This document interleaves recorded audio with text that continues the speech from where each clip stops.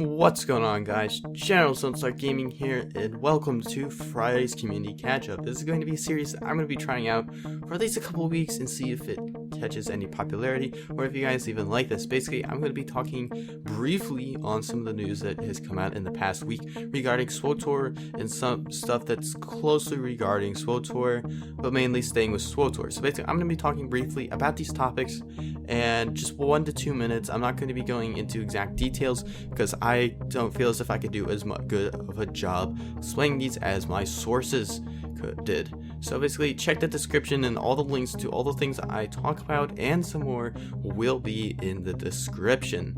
So starting things off with personal news, I would like to talk about how I started SWTOR Community Weekly PvP Highlights, or whatever I decide to call it. I'm just forgetting at this moment. But anyway, guys, make sure you guys submit to that. If you didn't watch that video, you can go ahead, click the screen now, and there should be something on the screen where you can go to that. Just make sure you guys submit it so you guys can get in the episode of this week. So basically, guys, what this is going to be, if you haven't seen it, is I'm going to be having community highlights that you guys send to me in the every week. I'm going to have a montage with some cool music, and you guys will be able to get a social media shout out from me, and I plan on also getting some other YouTube content creators on board with this as well. So another thing I want to talk about is that I'm officially going to be returning to SWTOR. I had actually left for quite a while, and I had played other games. I played some Gary's mod, and I might be quitting Gary's mod. I am staffing on a server, but I'm not entirely sure if I'm going to stay. That I am returning to SWTOR because I don't know, I got really nostalgic and I decided to go back to the game and just try it again. So basically, I went ahead and did that, and I've been really happy, and I'm ready to come back. I'm ready to start playing SWTOR again, and you guys can go ahead and play with me anytime. Don't feel as if you're going to be bothering me by messaging me in game. It's just game. I'm not going to get irritated that anybody's messaging me, and I actually like the fact that a lot of people are messaging me in game. That to me is pretty cool. I'm also nearing 1K, so expect a giveaway and a reading your comments episode, as well as a possible setup tour coming in the near future. Next on the list is going to be that there is a new Warzone and Arena. Basically, my thoughts on this and all of that. So anyway, getting into the Warzone, I'm going to ignore the Arena for now. The Warzone is going to be Odessia, which I believe is like an environment closely oriented with one of the flashpoints that took place on the planet of Odessia. Basically, this is going to be similar to Call of Duty's control point type thing, or it might be domination, where anyway you have to be inside of an area in order to gain control of that control point, and as soon as you capture it, people can come over and take it from you.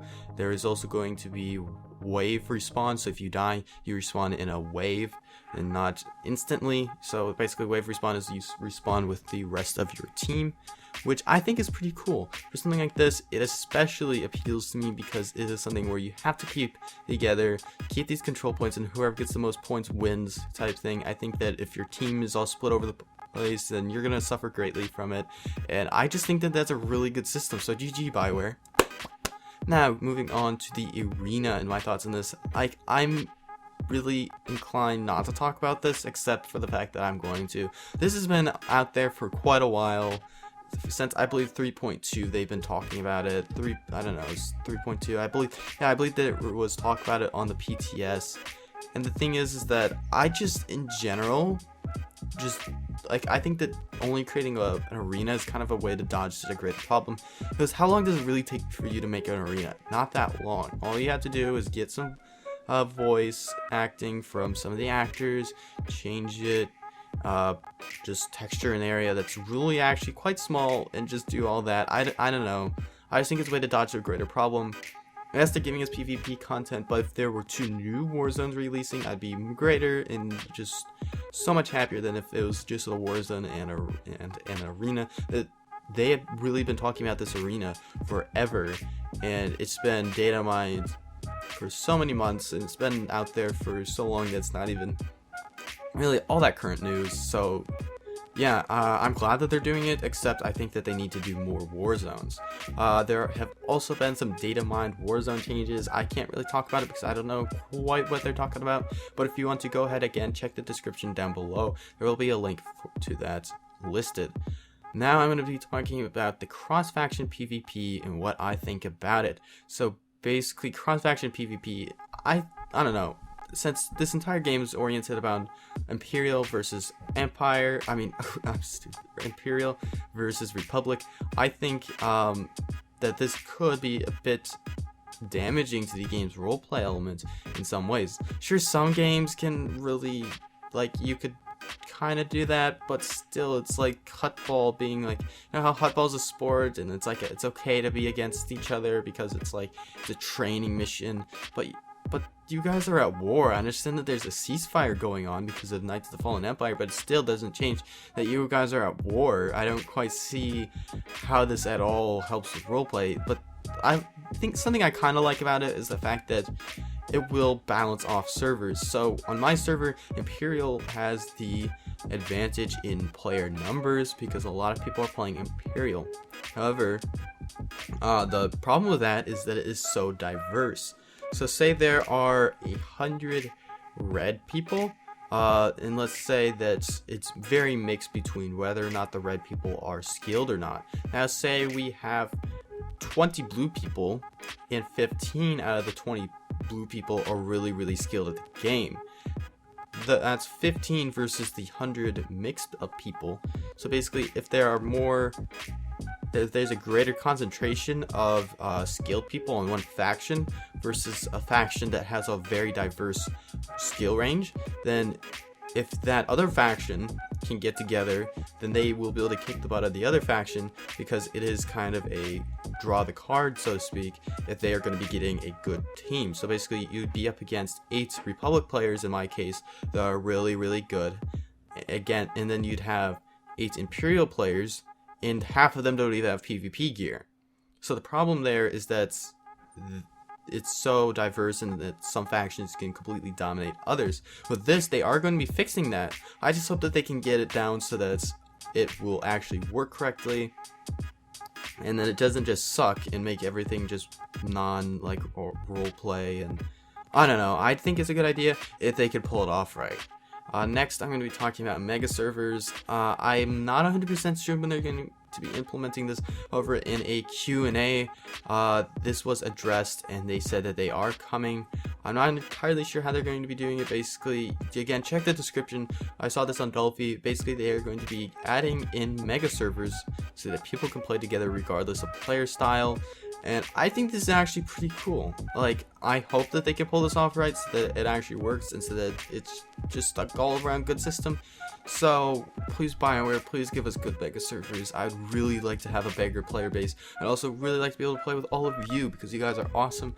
And without you guys, I would not be able to be talking right here on YouTube. And I would like to be able to play with all my fans, all my friends, and everybody out there and just have a good time on a mega server. That could be something I would be totally down for. Now, recently we had Chapter 11 of Knights of the Fallen Empire. I'm not going to really be going into this much because I did not really research this a lot because I still had to do Chapter 10 because I have not gotten to that yet because I've been playing through other story-based games off to the side of SWTOR, and I'm just going to be coming back soon enough to do that.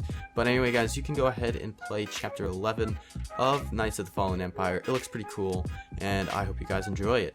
Now, going on to some of the community news on YouTube, SWTOR Rush recently uploaded a tournament highlight show, or tournament highlights, I guess, and he edited the entire thing. It looks massive. You guys should totally check it out if you want to watch some competitive SWTOR gameplay. So go ahead, check that out. Link in the description. Also, make sure you subscribe to SWTOR Rush.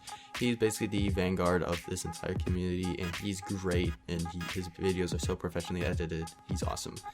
Now, our final topic today is going to be Drewlik PvP. Now, I know he officially left SWTOR around the same time that I did. I've been playing SWTOR off and on since then. However, in Drewlik's case, he is now completely quitting YouTube, and he's not entirely sure if he's going to be coming back. He just uploaded his final video a day or two ago, and I don't know. Like, I can see why he's doing it. It's really hard to get back into a game when you have completely left the community, and I completely support this. It's fine. It's his decision. He already left SWTOR. I just hope he you know, I just hope that he's at peace with the fact that he's leaving YouTube, and best of luck to him in his future endeavors and whatnot. And I hope, Drewlik, if you watch this, that we can stay in contact even though you have left YouTube. So guys, just everybody say bye to Drewlik on that final video. You're doing me a big favor, and I can tell that he'd appreciate it because he was one of the rising stars in the PvP community until he left a few months ago. Alright, so guys, this basically wraps up all the stuff I wanted to talk about in this episode of the Friday new community catch-up. I hope you guys enjoyed this, and I hope that my commentary was good enough to keep going. Make sure you go ahead, tell me if there's anything I can improve. Tell me if you like my commentary. My mic's quality should be pretty good. I just got a nice little mic arm connected to my desk now, so I can adjust it and whatnot and have it right next to my face, and I don't know, it's pretty cool, and I hope you guys enjoy the audio and whatnot. So again, guys, I'll be seeing you guys next Friday for another community catch-up if there is sufficient news, and if not, I will just go ahead and just find stuff to talk about. So I hope you guys enjoyed this. I hope this takes off, and I hope that it gains some attention. So make sure you slap the like button to make sure that I can tell that you guys want some more. Let's aim for 10 likes, and I'll be seeing you guys next time. So stay a scrub, and bye-bye.